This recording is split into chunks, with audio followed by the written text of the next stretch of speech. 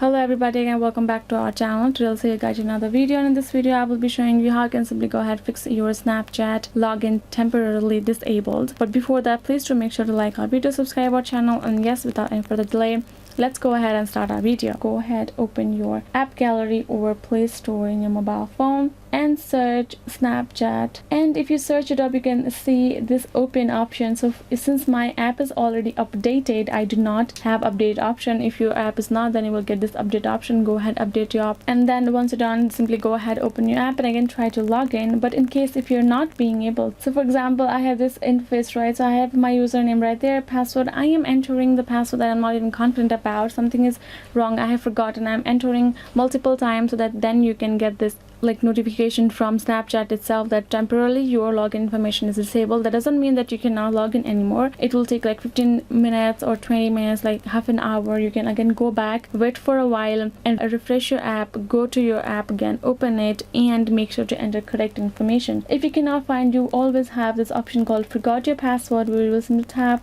choose a method via phone or via email, and if you have chosen via phone, you will get a message. If you have via email, you will get an email from Snapchat. Add the code, you're good to go, reset your password. So yes guys, this is how you can simply solve your Snapchat login error, and I hope this video was helpful. Thank you so much for watching. I'll see you guys next time.